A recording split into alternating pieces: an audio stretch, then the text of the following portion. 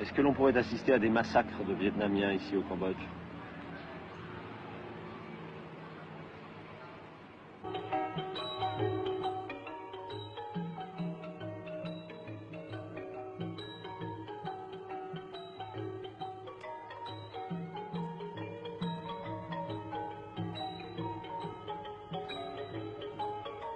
Le village vietnamien de Phnom Penh n'est plus peuplé que de femmes et d'enfants.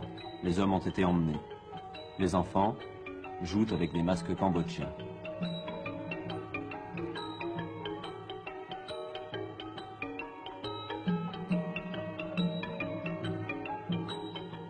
Depuis le début de la semaine, il y a eu des rafles opérées ici, tout près de Phnom Penh, et un peu plus loin au bord du fleuve, à Samrong Thom. Ici à Phnom Penh, on a parlé de 700 à 800 personnes, des hommes vietnamiens qui ont été raflés pendant la nuit. Et que sont-ils devenus? Aucune nouvelle, nous n'avons absolument aucune nouvelle d'eux. Ceux qui ont été emmenés à Samrong Thom, absolument aucune nouvelle.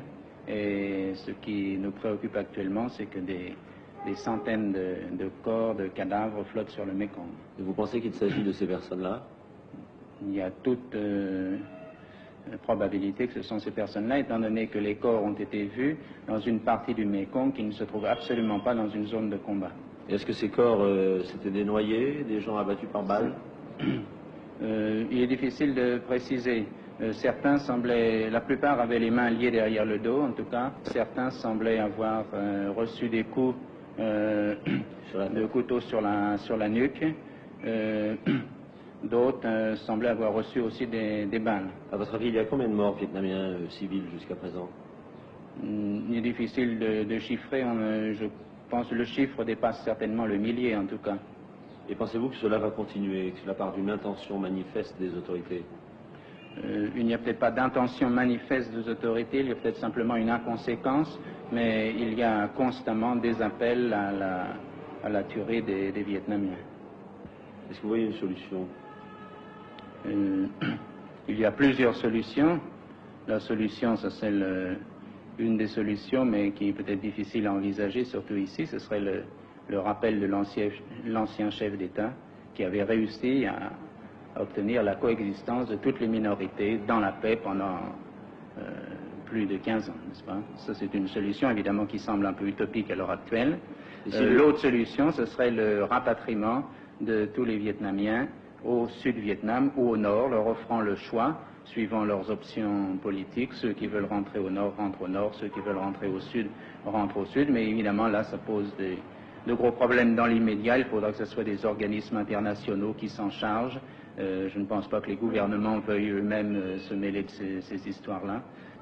Est-ce qu'à votre avis, il y a des Cambodgiens qui ont pris le maquis? Beaucoup de Cambodgiens ont pris le maquis dans certaines régions où les maquis sont organisés, dans la province de Battambang en particulier, la province de Kompong Cham, et je pense aussi la province de Kampot. Ont pris le maquis pour Sihanouk, pour le Viet Cong? Pris le maquis pour Sihanouk plus que pour le Viet Cong. Contre le régime actuel? Contre le régime actuel. La population rurale ne comprend pas le changement politique qui s'est passé et ne comprend pas qu'on ait pu calomnier d'une façon si injuste l'ancien chef d'État.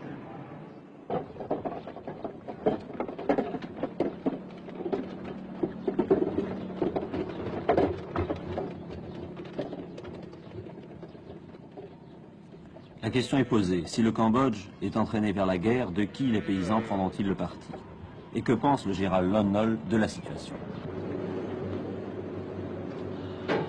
Nous sommes en droit de penser à ceci, tout au moins jusqu'à nouvel ordre, que notre pays appartient quand même à la Société des Nations, parce que nous appartenons à l'ONU et que cet empire régulier, n'est-ce pas, au point de vue de constitution, d'application constitutionnelle et tout, vous voyez.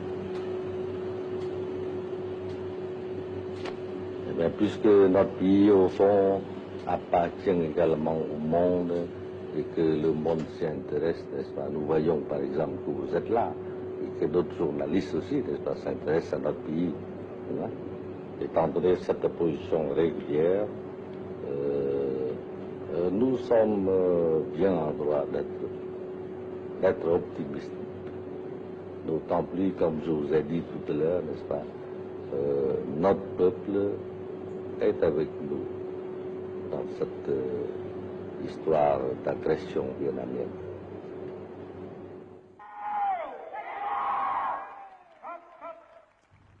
Il est difficile de juger si le Cambodge a vraiment basculé en un mois, depuis le départ de son Altesse, du camp de la paix dans celui de la guerre. La hiérarchie bouddhiste suit les événements avec détachement. Ce qui est certain, c'est que le gouvernement actuel du Cambodge va vers l'affrontement direct avec les forces du Front National de Libération, qui ne peuvent pas se permettre de perdre leur base de repos et de ravitaillement. Mais l'équipe du général Lon Nol ne peut pas grand-chose sans aide extérieure. Sihanouk non plus.